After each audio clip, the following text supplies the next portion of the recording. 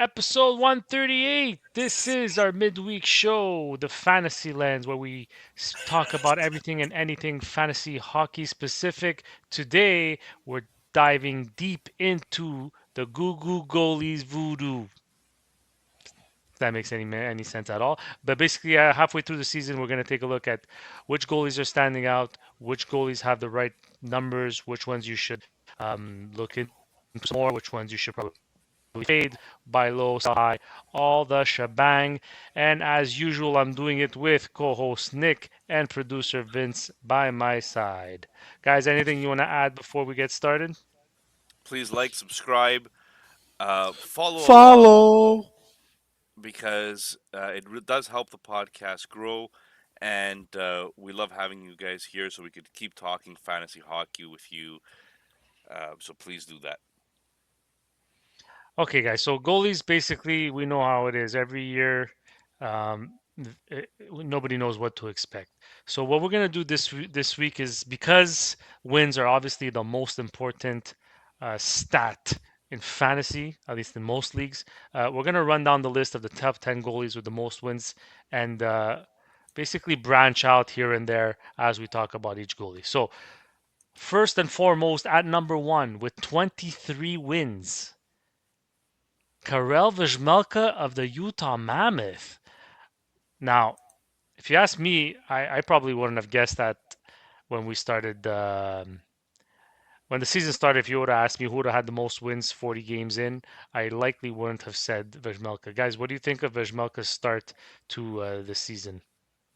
Well, I kind of told you when we were in our DPR league. We traded for Venjamelka. You were very hesitant about it. I told you, Yes. listen, this guy's a volume starter.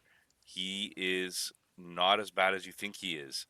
And you kind of poo-pooed me, but we ended up doing the trade anyways. And thank God we listened to me and not you. And I actually went to acquire him and lose bucks after as Yeah, well. Yeah. yeah. See, the things you learn by being on a podcast with me. Yeah, but he's like Nick said, he's a volume starter. Him, Yeah. Saros, and Wolf are the only goalies that played 37 games so far. So he's a heavy volume starter. I honestly can't even tell you who his backup is. If you have any idea, Vanacek. is it? Vanacek. Yeah. Yeah, Jeez. we own him also because we traded for the backup just in Yeah. case. Yeah, we had Ingram as well. What did we do with Ingram in DPR? We traded him. Ah, Or, yeah. great. Oh. Okay, so yeah, Vejmelka, he's got a 902 save percentage. Good, not great. Nice 2.55 goals against average. So that's pretty good with one shutout. So with 23 wins, you wish the shutout number was a little higher, but you know what? We'll take it as fantasy GMs. At number two, we have Andrei Vasilevsky with 20 wins in 30 games. So his win percentage is probably higher here. But in terms of volume, only 20 wins, 7 losses. Guys, are you so you? I mean, the usual, right, with Vasilevsky? Well, we knew Tampa Bay was going to bounce back from last year, and the huge winning streak that they had really helped them put a go like rank up in the standings. I know he was out a few games for injuries. People thought it was again his back, which it wasn't. So, but he's also going to be a volume. If he didn't get injured, he's going to be a volume starter from now till the end of the year. I mean, I don't see his backup. I think it's Johnson his backup or Johansson Yes. Yeah. get, especially on how tight that East is. I don't see him getting that many starts from here to the end of the year. Well, Jonas Johansson has played 18 games, 10 Mm. wins. so, if you look at this year's stats, Vasilevsky has a 916 save percentage. Wedgwood has similar numbers, similar games played, 917 save percentage. Shesterkin is at 913, Sorokin 915, Blackwood 917, but that's it. Wallstad 916, but hasn't played as many games. So, to me, Vasilevsky in the conversation for the Vezina again this year, and Wedgwood might be in the conversation for the Vezina as well, We'll get to it a little later, but I have an and interesting. Logan Thompson. Have an interesting debate there for the Vezina later. So yeah, you mentioned Wedgwood. After Vasilevsky, we have a one, two, three, four, five-way tie for third with 19 wins. Scott Wedgwood, Jeremy Swayman, John Gibson, UC Saros, and Sergei Bobrovsky. Out of these five names, which one surprises you the most? And I think there could be more than one answer here. So Yeah. Bobrovsky surprises me the most. And a big reason is because he is the only one out of all those people that you mentioned that is over a 3.0 goals against average and a save percentage way under 900. But from a wins perspective, Oh, the quantity of wins, the volume of wins. again, I was not with the amount of injuries Florida had, I was not expecting them to have many wins. Ah, fair point. Yeah, and for me, it's Saros. The way Nashville started, you would never think that he would be tied for third in wins, and it's just in the month and a half now that they actually warmed up that he's up there. His save percentage, like Bobrovsky, is still under 900, but no shutouts for Saros, so that's a little surprising. But I mean, that's to me Gibson. We all knew that he could have been. He had a rough start to the season, but he we knew he could have helped Detroit, and he did. So and Swayman, I mean, that could be a surprise too. I mean, we didn't think Boston was going to be anywhere close to the playoff. We were thinking they were going to be at the bottom of the standings, and they're right there in the playoff spot. So Swayman could also be the surprise. When I was doing this research, I just found it so interesting to see that the goalies with the most wins don't necessarily have the best stats. And that's a bit what we're seeing here. I mean, it's all mediocre. It's all like good, not great. So like, and I want to point out too, UC Saros, he's faced over 1,000 shots.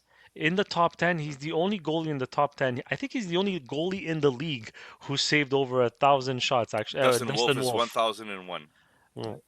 So Dustin Wolf and UC Saros are the only ones with over 1,000 shots against. And they also don't. 938 saves for UC Yeah, Saros. and they also don't all have the highest fantasy points. Like Bobrovsky, right now in one of our leagues, has 84 fantasy points. It's a 2.55 fantasy points per game, which is not high for a goalie. But he there's an outlier in his stats because he was who did they lose to? I think they lost like 7-2 or 9-2, and he was in net for he was in the goal for every single Yeah, goal against. exactly. So that's it. So just because you have the high stats also doesn't mean you're going to get the best percentage points out of it, the Yeah. fantasy points out of it. And then rounding off the top 10 is a four-way tie. Logan Thompson of the Washington Capitals, Igor Shesterkin of New York Rangers, Brandon Bussi, and Jake Ottinger, all with 17 wins on their stat sheet. Logan Thompson, I kind of expected. He's got nice numbers though. Igor Shesterkin the same. It's shame he got hurt. Brandon Bussi though, obviously here he's the surprise, Oof. and he's still got decent numbers even though he hasn't been great of late. What do we think of Brandon Bussi? Is this something you guys? Is this a player you still have your eyes on? Is this a player that you would consider still going to trade for, or is this just only a matter of time before Carolina upgrades their goalie situation? Because Frederick Anderson hasn't been good at all. I believe Carolina wants to keep their goalie salaries to a minimum and spend their salary more on their players than their goalies. Hence why they re-signed Anderson. Now they thought Kochkov at 2 million could have given that to them, but unfortunately he got hurt, might be out for the season, and wasn't having a very good season. They just picked up Boosie off of waivers just because they needed a goalie, and but Boosie's name has been out there that he was a capable NHL goalie. Like he's been in Dauber's uh, Very true. mm, Yeah, in his Dauber's website and yeah website articles blogs. about Boosie and how he could be an NHL, just not getting the opportunity with Boston because Swayman was there. So, but I am surprised that uh, he came out the way he did, and he's an older goalie. He's 20. Like I mean, his first full season, I think he's 25, 26. So it'll be an interesting dynamic. And does this make Kochekov this like tradable now that Boost is there because he's a UFA, so they're gonna have to resign him next year. Yeah, it's going to be interesting to see where Carolina goes with that. But yeah, so that rounds up the top 10 for wins. While we're on this subject, before we go into like more specific stats, uh, the shutouts. Number one on the list, Ilya Sorokin, who only has 15 wins, but has a 915 save percentage and a 2.47 goals against average. Now, this is a goalie that's going to enter the Vezina conversation for sure. And you know what? I'm going to just link it right away to some advanced stats. Ilya Sorokin is number one for goals saved above expected. He has 22.3 goals saved above expected, which obviously leads the league.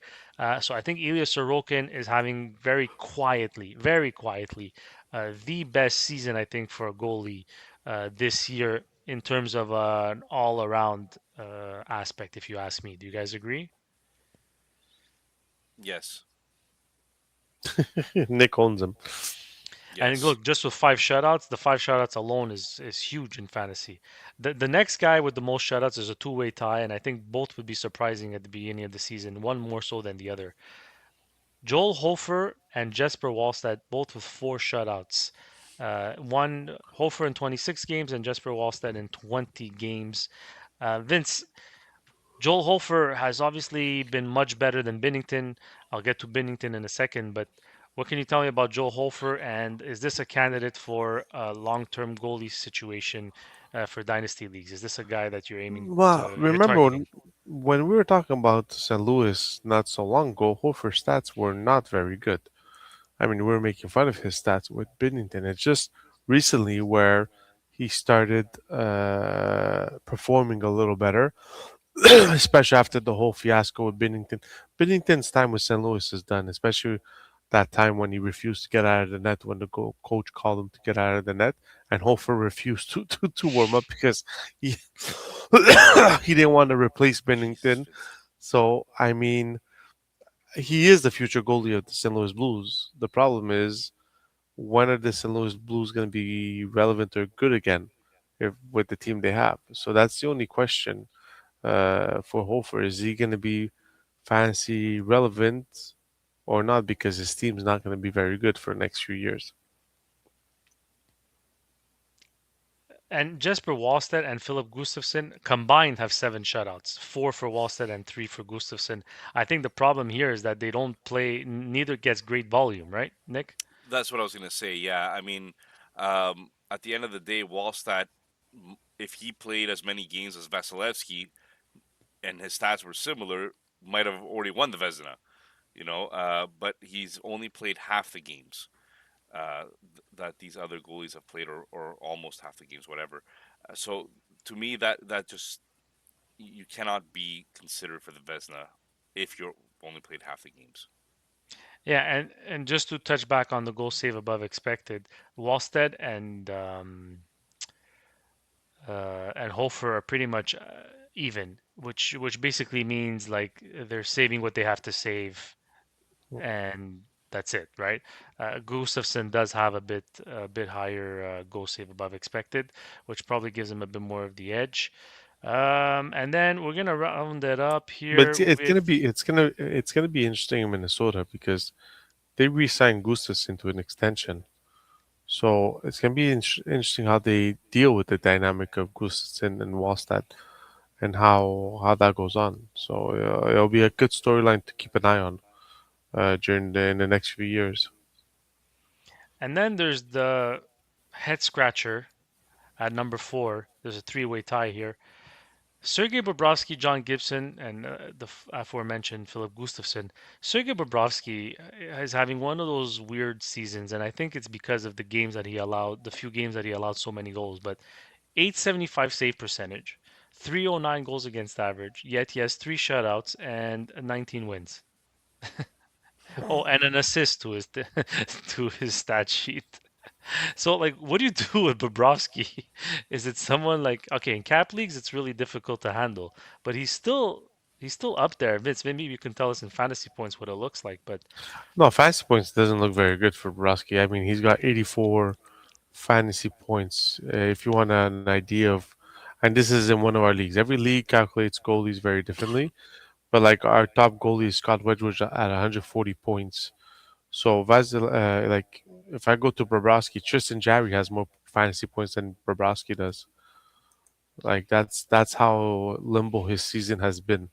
Uh, Joseph Wool has more points than Stuart Skinner has more points than Bobrovsky. Well, I mean, I found the reason. I think other than again Dustin Wolf always seems to be the comparable. But other than Dustin Wolf, Bobrovsky is the only goalie to let in over 100 goals yeah, with a you hundred know, on the so nose. exactly. So it's, I mean, uh, it's gonna be interesting to see what Florida does. Bobrovsky is a UFA after this year. If I checked it right, let me check it again. But I'm pretty sure he's a UFA, and I'm not sure there's much down the pipeline for Florida. So I Well, they mean, they traded they away They went to Knight. they traded yeah, away and they Knight, went but to they get got Tarasov. Tarasov. But is it enough? So Does that I give don't you know. confidence? No, not at all. But it's Florida; they can go get another goalie if they want. I mean, yeah, Yeah, that's true. Bobrovsky is a UFA and Tarasov. They're both UFAs after this year. So it'll be interesting what they do for their team to see what they can do. Yeah. Okay, so we spoke about the leaders. Is there a statistic that you guys want to focus on, or can I move on to uh, the goalies that are making fantasy GMs lose their hair and All go right. bald? Yeah, Are we let's good do to the move goal on? save above expected here. Okay, so let's do the goal save above expected, but from the bottom. So this is only for goalies who've played 20 games or more. Okay, because I don't want to start including the goalies that get called up and so on From and the so forth. bottom, you really From the want to do bottom. this? I own this guy. I drafted him this year in loose pucks. I needed depth in net. I thought he'd be great, but he's been everything but that. Jordan Binnington has a goal save above expected of 18.5 on the season, an average of point 0.7, negative 0.751, minus 18 and a half goals against. Guys, Jordan Binnington, is this the end of the line for him, or do we see a bounce back coming up after the Olympics? I don't know how he even got named to the Olympics after this kind of performance until now. Armstrong. Yeah, but no, he got named in the Olympics because of what he did for nations. But I don't see him being the number one goalie for Canada. I think that's Thompson's job to have as a number one goalie with the stats he's putting up. But do you think there'll be a team that will bet on Binnington next year? I mean, There's always he's a a bit, team. There's always a team. yeah, There's but always a he's a team. bit off the wire. Like to not come out of your net when your coach is telling you to come out of your net. I mean, it's a bit ludicrous, no? Oh, so was Patrick Roy. Yeah, Patrick but Roy was a bit ludicrous as well back in the day. oh yeah, but To be now to be a goalie, you gotta be a bit weird, right? Yeah, yeah, that's they're true. very I played in particular. nets. Not necessarily in a bad way, but yeah, that explains a lot, Nick. Yeah, But I played one season in nets. and sorry, my mistake. Jordan Pinnington is not even a UFA. He's still got another year left after this year. So unless they buy him out, he still has another year with St. Louis. Maybe if they retain 50%, he can go to Carolina. Everybody's going to Carolina. You Or think we're Vegas. oof. He'll go to Vegas. But guys, minus 18.5, We're- that's a we're- lot of goals, man, that you're letting in that you should save, basically, Dude, is what it's telling you. his save Yes, percentage is but 869. Like and his team also is these are not very AHL good. numbers. Three is it 3.53 goals against average? Okay, go to the second guy God. because the second guy Okay, just got called out by his teammate. so there's three goalies that have played 20 games or more with negative double digit goals against goal saves saved the There, well there's done, Vince. there's You three muted the cough. I'm so proud of you. Come there's on. three goalies with negative double digits with goals save above expected, and it's Binnington, Linus Olmark, and Levi Muralainen. Minus 18.3 for Olmark, minus 17.3 for Merilinen. Merilinen also has a 3.5 goals against average, which is brutal. Olmark 2.95. I don't even want to touch their save percentages, but guys, that's a massive surprise because for both because Allmark was been pretty good since he's joined Ottawa. You know, this year obviously it's a struggle. Merlinan last year when Allmark was out in the 12 games he played, he looked fantastic. He looked phenomenal. Like we were thinking that they already had their the hair or whatever you call it to Linus Allmark. So what happened here and how reliable are they now in fantasy? Is this the end of the line for these two, or is it just a blip in the road? A bump in No, the I road, yeah. A a bump. Did blip I in the say blip? Yeah, matrix. Vince screwed me up last week. Yeah. even even Nick like last episode screwed it up. I think the But more that I do episodes with Vince, the worse my English gets. but I mean You mean the more worse, the more yeah, worse the The with more more worse. Vince. worse, the Uh, worstest. but I think I think Allmark is something was going on. That's why he had to take the leave of absence. Something was distracting him from playing hockey. Is it is it still the case? He's back with the team, but they need him to be at the top of the game if they want any chance to making the Uh, playoffs. it seems Because like him and his teammates were thinking with the wrong head. yeah, because honestly, him and his those backup goalies are not NHL caliber.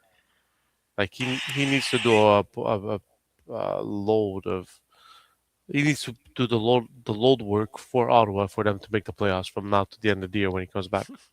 I was having a hard time to understand what you were saying about Yeah, load. yeah. Now What kind of? Especially not, with them. not where Junior went, that's for sure.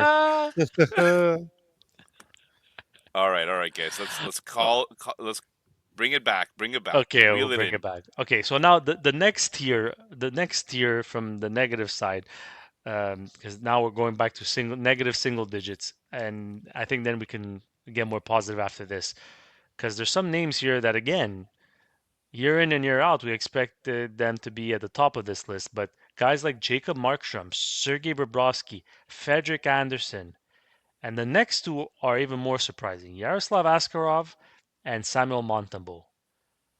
All negative single digits goals saved above expected, which means they're letting in, for example, Markstrom minus 9.5 goals that they should be saving, basically. So, guys, which of these five names that I just mentioned surprises you the most, and which one do you guys think can bounce back the easiest? Is most likely to bounce back? I sorry, Nick, I think Montalban surprising the most, especially after last year's stats. That he's been so poor is not a good sign. The one that I think could bounce back is Askarov because he's just playing with a really young team right now. So I mean, as the team gets better in front of him, he will get better in nets. But I think Montalban, I mean, I don't know about you guys, but Montalban has been really disappointing this year, and it's just because of the high of last year going to the Four Nations, even though he didn't play, just getting picked to go to Four Nations and having the season he did to come back to what he's now, it's a big downfall in my opinion. Yeah, Nick? I agree with that. Absolutely. I still think there's a couple of guys that have been really really bad. Um, and sorry, you mentioned name the five guys again because Montalbo was one of the guys I was listening to Yeah, Vince's, sorry. but I had the other guy and now I just lost him again. It's Markstrom, Markstrom. Oh, that's what I wanted to Bobrovsky, say. Yeah, Frederick Anderson, Yaroslav Askarov, and Samuel Montembeau. Frederick Anderson. Yeah, so Frederick Anderson, I think could bounce back. Montembeau could bounce back because we've seen these guys do it in the past. Markstrom scares me the most because I don't understand. This guy has not been good. And New Jersey, every single year, it's like they win the freaking offseason. They do all these moves to solidify their goaltending. Thank God they have Jake Allen. but it's just he's not good. Markstrom's not good. And tell me that, okay, you know what? It's because there's players on his own team that are scoring against him. We spoke about that the other day in Hughes, right, where Hughes scored 2 goals against him in one game. Yeah. Uh, but it, I don't know, man.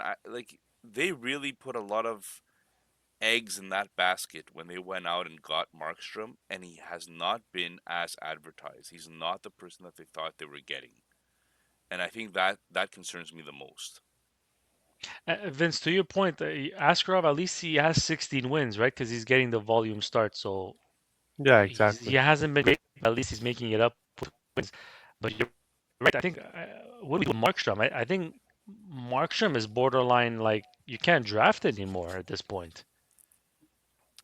Oh, he's Well, less than 880 save percentage, yeah, three point but three seven goals the against. team is also. I mean, and if you Those are bad numbers, man. yeah, but Wow. if you look at the stats in the East right now, the standings, you have Rangers in last place in the East, and you have the Devils right in front of them. Like the team is not very good either in front of him. So, like, there is to blame Markstrom. Not blame, but Markstrom isn't playing very well. He was also injured, came back from injury. I wouldn't touch anybody from the New Jersey Devils with a 10-foot pole right now because that team looks like it's derailed, a train that's derailed and can't get back on. Yeah. Well, you know what? Before we derail, let's turn things into a more positive atmosphere. So the leader in goals saved above expected, we mentioned it before. It's Ilya Sorokin, 22.3 goals saved above expected. We got Logan Thompson, Jeremy Swayman, Igor Shesterkin at 4, Vasilevsky at 5, Jet Greaves, David Rittich, Spencer Knight, Dan Vladar, and Scott Wedgwood round up the top 10, all with 8.5 or more goal save above expected. Guys, we said it from the beginning that Swayman, with a full offseason, might not get the wins, but he's going to be back and he's going to have Boston in games all the time. 15.6 goal save above expected so far this year with only a 277 goals against average. I think in large part he's the reason why they're in a playoff hunt. Yeah, according to Frozen Tools, Swayman I think is the only goaltender this year that has 10 steals. Wow. So that's significant, right? It means that they credited Swayman with stealing the game. Vejmelka is second with 8, tied with Ilya Sorokin with 8. But that's pretty. Like Wallstad is at 7, and he's only played 20 games. That's pretty crazy. That's crazy. Uh, so just all this to say is that he has had a bounce back season. Yes, his save percentage is only 906. It's not 916 or 917, but he's putting it together. He's doing a very good job, and it's exactly this women we thought he would be last year. He's actually coming out this year. So Mm. Okay, and what about okay, so Jet Greaves kind of came out of nowhere. Okay, no one knew much about him. Came out of nowhere, had a crazy few games when he first got up. Then last year he kind of propelled them almost into a playoff spot. This year he's ranked sixth at 12 and a half goals saved above expected. He's got a 90. He's got a 2.72 goals against average, above 900 save percentage. Jet Greaves, is there enough of a sample size on him right now that you guys think he's legit? Even though it seems as though bonus right now he seems to be leaning towards Merzlikins more so than Jet Greaves. What do we think of Jet Greaves? Is he a long-term solution in fantasy? I think in dynasty leagues he is. Yeah, You, absolutely. Sorry, go ahead, Vince. I don't know. With the new coaching, it worries me a bit. Especially that Merzlikins is doing so well in the bonus. It worries me a bit that Jet Greaves right now is taking a backseat to Merzlikins.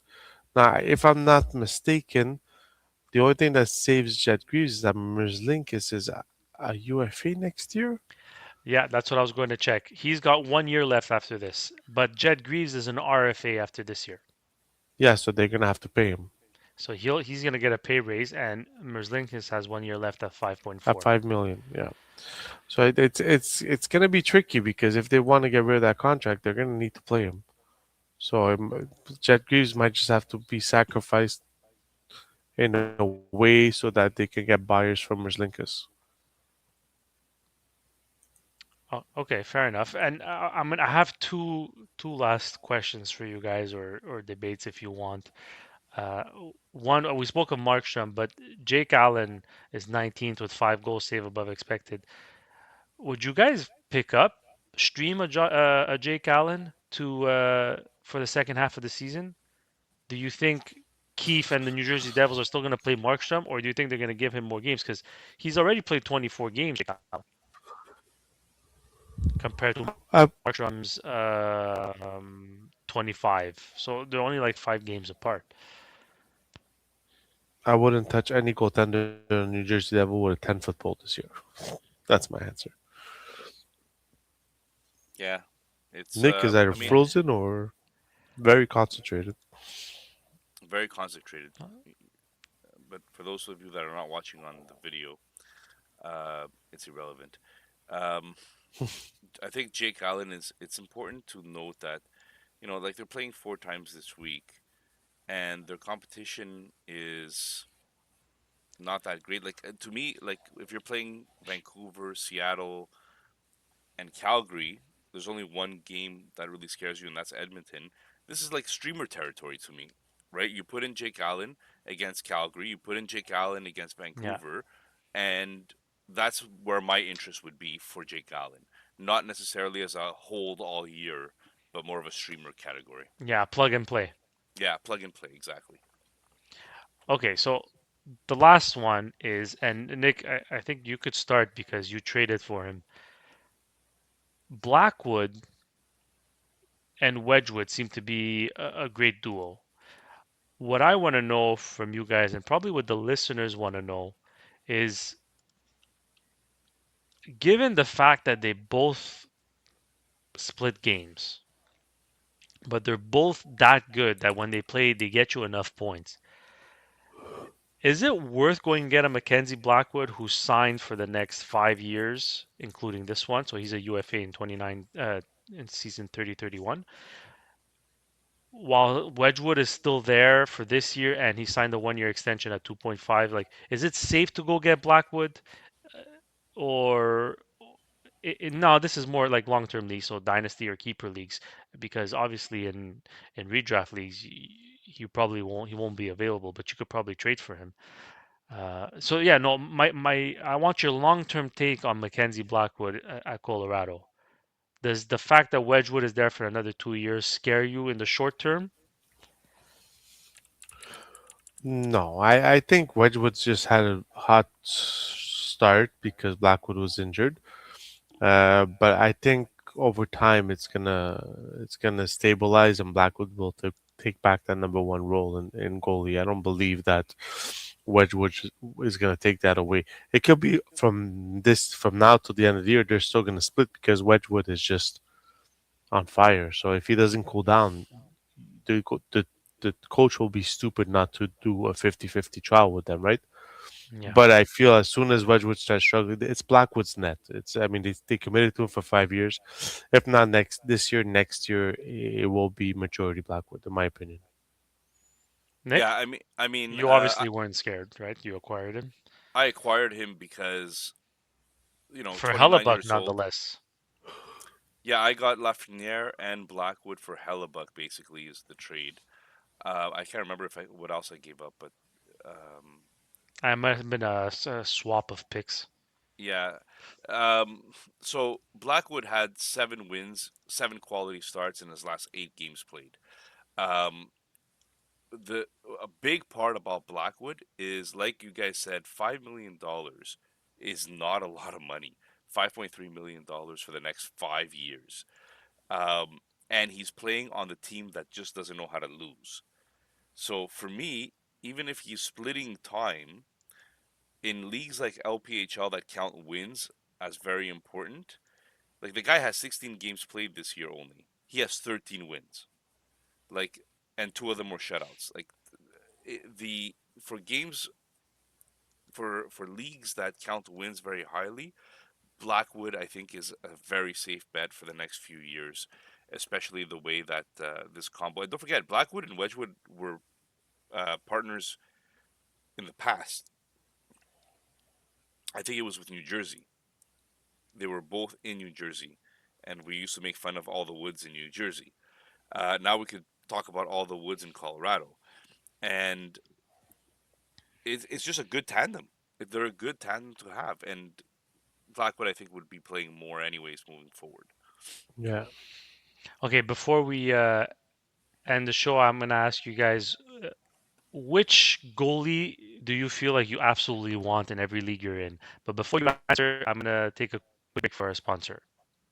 The jaw-dropping moments that make hockey hockey. Experience them all with DraftKings Sportsbook, an official sports betting partner of the NHL.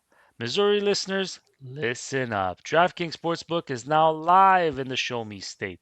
New customer, this one's for you. Bet just $5, and if your bet wins, you'll get $200 in bonus bets instantly. Download DraftKings Sportsbook app and use code THPN. That's code THPN to turn $5 into $200 in bonus bets if your bet wins. In partnership with DraftKings, the crown is yours.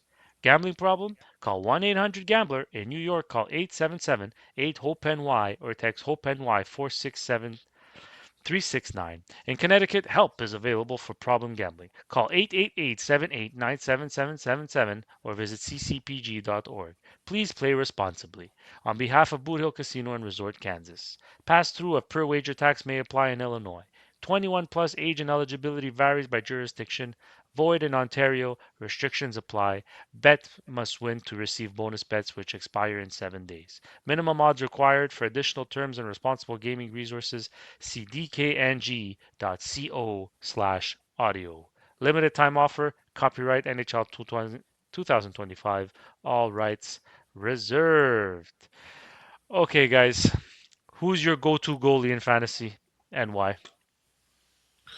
Well, are we talking about long run? Are we talking about this Whatever you year? want. Like, If you want to think of a dynasty, you just mention it's for dynasty. If it's yearly, you mention yearly.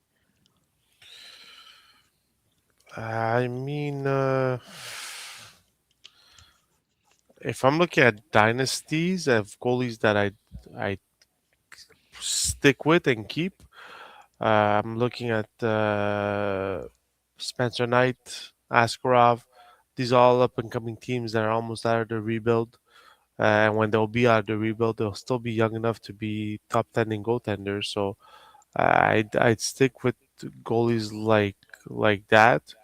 Uh, I mean, Shesterkin is Shesterkin. You know, if he could play 80 games, New York will play him 80 games, even if they're going through a retool or rebuild. Because I mean, they have a 37-year-old backup in Quick that's not having a very good season this year. So that's what I would be looking at. Nick? Yeah, I mean, hard to argue against Vasilevsky, Sorokin, but that's just talking to you about my my Lama team. Um, I really like the cord. I went out and got him. Mm, Um, I really like Blackwood. I went out and got him. But the one that I traded away hurts me the most. And maybe this is the guy that you should be focusing on. Logan freaking Thompson. Logan Thompson is having a phenomenal year again. And I tried selling him high. It's just doesn't look like I did that. I sold him low, I guess, because he's still producing and he's even playing more games than he was playing last year. So, for me, Logan Thompson is the guy that, at least for the next couple of years, I don't see him leaving Washington. I see Washington still being competitive, and this guy should have been the Vegas Golden Knights starter instead of Hill. Thank you, Nick. You're welcome. Yeah, for me, I mean, right now, I really like Vejmelka. He's turning into a quick crush. He's 29. The team is out of their rebuild, and he's on, like, for cap leagues, he's on such a good deal at 4.75 for the next 5 years. So I really like that one. And in terms of long term, I like Jet Greaves because I just feel like he's going to be one of those guys who's on a up and coming team. They're out of the rebuild pretty much. They just have to put the final touches together. But I don't think he's going to make too much money either for cap leagues. And I focus on cap leagues a lot because those are the leagues I like the most. And so yeah, Jet Greaves in terms of a long term play is is my go to. What So about guy, Wallstad? oh, Wallstead. Yeah, but like Vince said, like Gustafson is still committed there for a little while. Hmm. So, and they're gonna enter cap trouble, and he's gonna have to be paid too. Uh, man, what's Kaprizov making next year? 17.5. Hmm. They have Quinn Hughes, and I have a feeling they're gonna sign him. I have a feeling that he's gonna stay there. But it's yeah, no, for future for sure. It's not. Look, there's even Dustin Wolf, but like Dustin Wolf, Calgary has nothing. Like even if you look at their prospect pool, they don't have stars. You know what I mean? So like it's gonna take them still a little while to get out of it. Yeah, agreed. Hey Nick, you wanna know something? Oh God. I found a book that solves 50% of my problems. So you know what I did? I bought two of them. That one's okay. That one's good. That was cute. That's cute. Just a reminder for everyone to follow us on social media at Partial Break Pod, Instagram, X, TikTok. If you're watching us on YouTube, Jen, just click that bell, like and subscribe. It costs you nothing, but it means the world to us. So that's the easiest and best way you can support us. And another way is to just download our episodes.